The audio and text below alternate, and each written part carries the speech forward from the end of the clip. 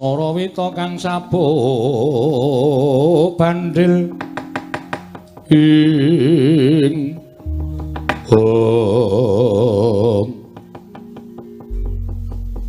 teko-teko kok lambene wong tuwa diewer-ewer. Slamet, Gong. Mengestune siwa. Wilujeng wa, aku ngaturke bekti ya wa. Ya, tak tampa. Bagong slamet, Gong. Mbiti, bilang. Andeng bilong lali aku. Slamet, wa, bilong. Buktiku katur ya wa. Tak tampa Bagong. Mengestune wong tuwa tampan ana. Tak gegem dadaku kok cilik terus ta, wa. Ya karang kaya ngene iki wujudane. Heeh, sing penting sehat, sehat ya wa. Heeh, sehat. Siwa Togog sehat wa. Yo, slamet sehat le cah bagus. Sangeme kok sedo wa. Mbok wis kowe ngopo lho karo jeneng wong tuwa kok mesti ngobok-obok sak penake dhewe. Jane kowe iki ngopo? Kok janur gunung kadingaren. Dian omahmu saya apik wa. Kok dadi saiki aku iki nderekke ratu sabrang, ratu sugih-sugih. Apa-apa biak-biuk kowe butuh apa tukoke, butuh apa-apa tukoke. Kae gambare sapa e, Pak? Gambarku no. Kae to sing ning buri kae to. Heeh. Nganggo sandangan Jawa nganggo iket, Pak, nganggo iket. Kok lambene ora dawa? Tok plester, Pak. Aku orang pesen karo sing nglukis men aja nganti diketokke dawa men ketokke demes kok. Asem iki. Iso dikon to? Iso. Kae nek dimati kaya rupaku lho, Pak. Tapeke ya, Pak. Lah, ora tenan to apa-apa ditembung to. Gawanen arep tok gawa arep tok nggo majang ning omahmu apa? Heeh. Apa wis ditembok? Urung. Sandelke kandang kebo. Asem yo. Aku iki nang kono iki padake abdine Ratu Gong Binatara wis gambare tendelke kandang kebo. Ngopo? Ana apa? Ngene wae. Aku arep matur. Matur apa? Kurang-kurang bejane sisil sembire. Sisip sembire. Sisip sembire kowe kelangan adi wae. Lho, adi sapa? Semar. Kok kelangan Semar piye maksude? Aku ki mbah nameng niat kepengin bangun desa. Aku nglumpukke Semar karo Gareng karo Petruk, ponakmu kabeh. Ya. Dedrek rembukane aku ki jane ra ndiragat. Aku terus nganti sumpah karo Semar-mar. Nang nganti aku ra kelakon bangun desa, aku sumpah aku gugat nang kayangan. Ngono kuwi Semar wis ngelekke, Bagong. Aja waton nyelekop. Omonganmu ki padha karo omong aku. Nang aku ora percaya. Lah kok jebule tenan? Jebule tenan piye? Pikulan. Pukulun. Pikulan Bathara Guru ki rawuh tanpa murid. Terus Arep boyong karo aku. arep boyong karo kowe. Heeh, dunggake ning kayangan dianggep aku ki salah mergo aku nibake sumpah. Kayangan geger jare Bale Marti Kunda manik rungkat. Kuwi omong sapa kaya ngono kuwi? Bathara Guru. Semar ya ora percaya. Terus Bathara Guru anu Semar ngandhake jane lemu duwe arep ngluputke Bagong ki mergo pawadan kowe sengit karo aku kok Bathara Guru. Geger pokoke. Aku ya wis ngerti nek Semar ki ya ora cocok karo Manikmaya ki wis suwe. Lah iya. Perang. Dewa-dewa kalah karo aku kabeh. Wah, kowe gak menang karo dewa-dewa. Menang ning ming sithik rasa njaluk ya. Menang perang. Aku iki terus Bapak Bathara Guru teko, aku mundur. Terus Bathara Guru Semar pokoke Bagong tak boyong. Terus Semar muni ngene iki, nek Bagong arep tak boyong iki jole aku. Bagong aja tak gone kayangane iki jole aku. Sing muni ngono Semar wae lah. Terus Gareng ya muni ngono. Aku ya tak gelem dadi jole. Si Petro ya muni ngono. Lho terus Semar diboyong ning kayangan karo Gareng karo Petro. lho Nek ngono kowe saiki ijen. Ijen mula aku mrene iki sejatine arep genahke gok. Wo. Apa? Siwa iki jare kakangne bapak. Aku ki sing tuwa dhewe. Nomor 1 aku, nomor 2 bapakmu, nomor 3 Bathara Guru. Oh, terus kae bilung kae. Anak tikus. Udu iki ya iki arep kaya ngono iki bekas ratu. Weh, lah kok ora abang. Gundulmu atos kowe iki mbok ya dilereni le seneng main ngono ra. Ratu kok abang. Terus aku ki mbarepe nomor 2 Semar, nomor 3 Bathara Guru. heeh, aku saya tak takon karo kowe. Arep kowe pisah karo Semar ki karo Semar rukun ora? Sing rukun ki mung aku karo Semar. Sing ora rukun karo aku karo Semar ki Manikmaya. Mula aku mbiyen karo bapakmu Semar ki digawe dening Manikmaya supaya mudhun ning jagat. Aja nganti aku karo bapakmu Semar kuwi duwe panguwasa ning Suralaya kuwi mergo nggone meri Manikmaya karo aku karo bapakmu. Jane di anak Manikmaya iki. Terus piye? Aku saiki ngene. Pokoke aku mung pasrah karo Siwa TOG. Oke. Togok. Aku pasrah karo Siwa TOG supaya nyelametke Semar. Nek Siwa Togok ora iso nyelametke bapak karo kakangku loro, aku ora nrimake. Ateges kowe kuwi dudu kakangne Semar. Ming aku. Tantrimane Bagong suwek cangkem. Waduh. Piye lho? Wis monggo wong cangkem-cangkemmu dhewe. Ora edan kuwi ora. Lah aku tok kon ngopo? Aku treke ning kayangan. Treke aku ora ngerti dalane. Aku ora dong tenan nek donge aku wis mangkat dhewe. Jare kayangan ki pucuke gunung ngendi? Kemukus. Utuh. Himalaya iki ngendi aku ora dong. ning nek kowe wujud kaya ngono kuwi engko tekan Sela Matangkep ora diparengake karo dewa sing tunggu Kori Sela Matangkep. Sapa jenenge? Cingkara Bala Balapata. Cingkara Bala Balapata. Kuwi buta loro. Loro-lorone nggawa gada. Nek kowe ora dikeparengake munggah ning kayangan kowe lagi mlebu ana ing Kori Sela Matangkep dituthuk gada sirahmu kowe pecah mati. Waduh. Kok kayangan ki gawat kok ana bodyguard-e wae. Sapa Cingkara Bala Balapata? Terus kowe salin wujud dadi wong sing gampang mlebu metu kayangan. Sapa we? Sing gampang mlebu metu kayangan kuwi ming bendaramu Janaka. Terus Kowe tak dandani dadi Raden Janaka gelem ora? asik. Wah iki aku kan greneng tenan iki. Janaka iki bagus e ra jamak-jamak. Pokoke aku nek nang dalan di bajul wong wedok, aku kan mampir sik lho. Aja Janaka iki jual mahal. Lah ora tak jual murah pokoke. Pancen kowe iki ngeyel kok gelem to? Gelem. Kowe engko tak duduhi dalane mlebu.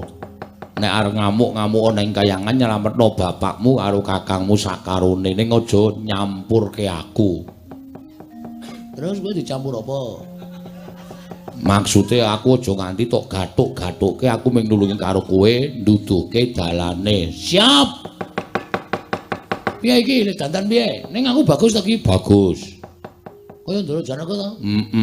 Ning aja pisan-pisan ketemu karo Raden Janaka iso dipecah sirahmu. Mergo kowe madani Raden Janaka. Waduh cilaka iki. Kudu sesingidan iki. Oh iya. Terus carane piye? Wis kowe saiki ngadeg jejeg. Tangane ning dodo. Mripate merem. Merem kabeh, ora merem siji. Engko arep tok-tok. Ora. Aku sale curiga karo kowe, Gok. Kok meneh ora. Siwa, Ora omong. ngampet-ambekan. Tak suwunke karo sing gawe kostum menengo. Ora wangsulan to. Tak suwunke karo sing gawe urip kowe tak cipta dadi Raden Janaka muga-muga ketampa panjaluke Togog Yoga. Siap. Wis ngampet-ambekan. Wis ngono ya tata-tata aku tak ngrapal mantram sakti. Nek wis tak rapal tak suwun karo sing gawe urip supaya kowe iso malik Raden Janaka.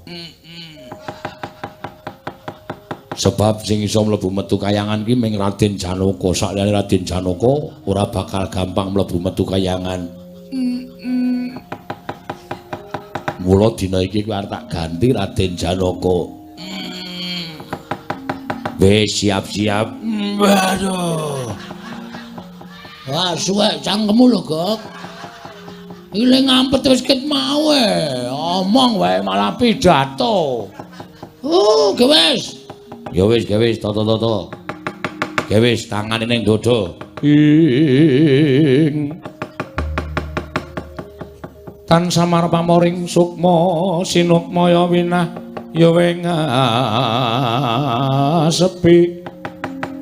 Sumimpen lelenging kalbu pambukaning warana.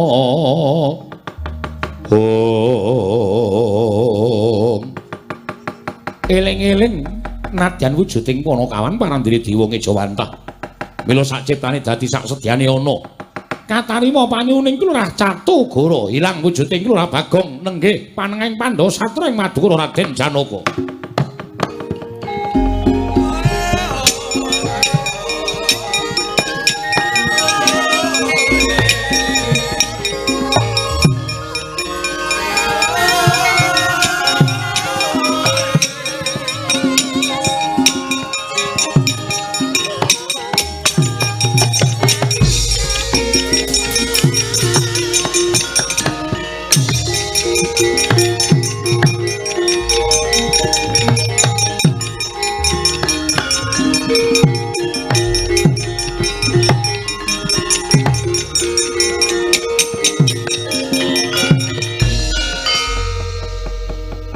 Jian arep nemoni lelakon apa iki? Ngapa iki, Gok? Ngiluwa mlebu ning kamar tengah kae ana bifet gedhe ngiluwa. Ra gaya. Kanggre Kurat Janaka kepruk bata kowe. Tenan aku gak nek dak sepele kene iki.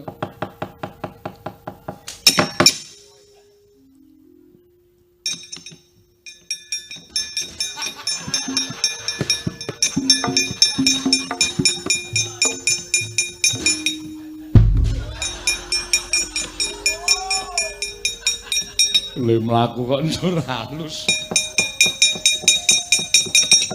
Toket.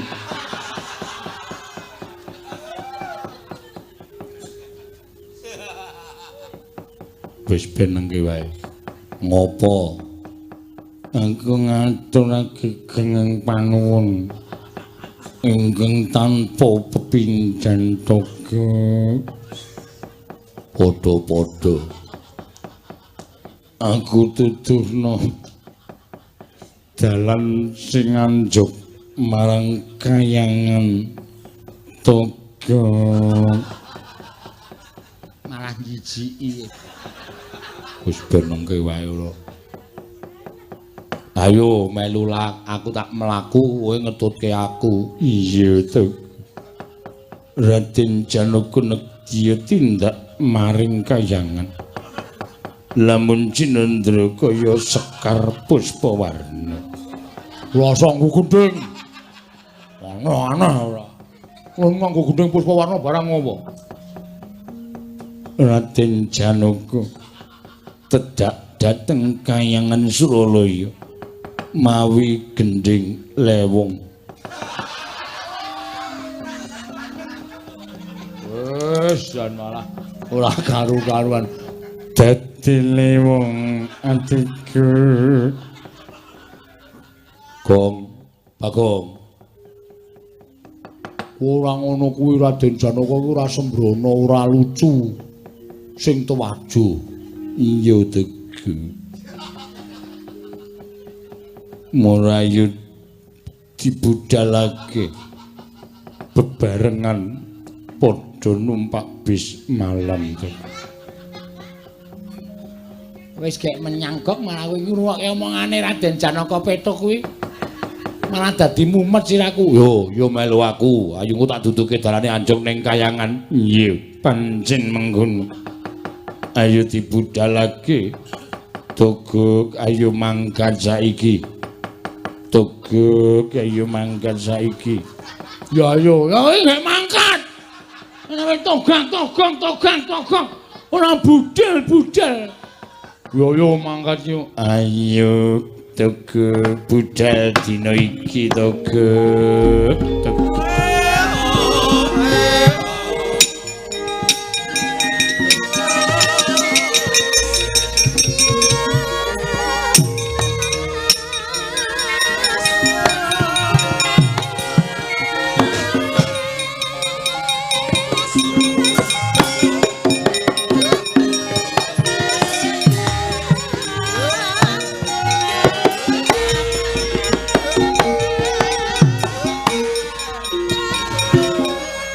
Leru kamar.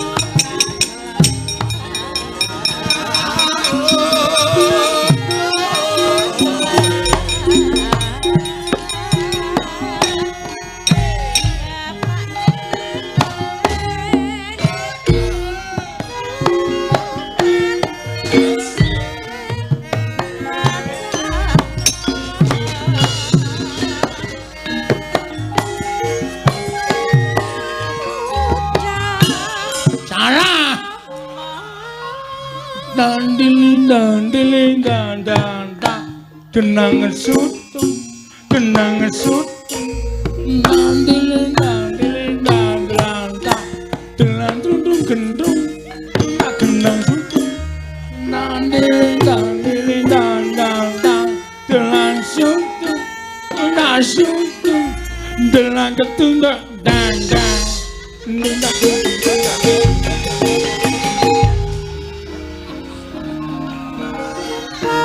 edan Nung janan dan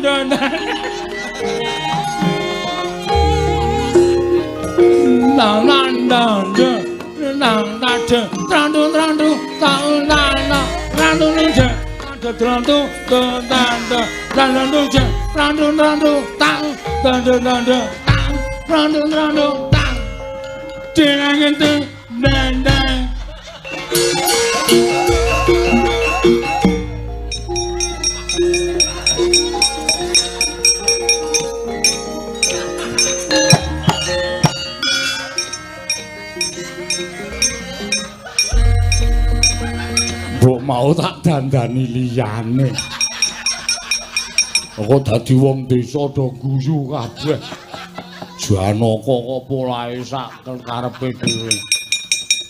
Nang tung jen. Nang tung blakon tak tung jen. Nang Ngapain mandegek? Lha mlaku ki biasa wae. Wong desa do nang pinggir dalan guyu kabeh. Dong rasani Janaka kok edan. Gah aku nek ngono kuwi engko tak walik tak dandani demit. Gak. Ora kok ngono kuwi. Aja lali suarane Tokyo. Ayo budal Tokyo. Ayo mangkat ora.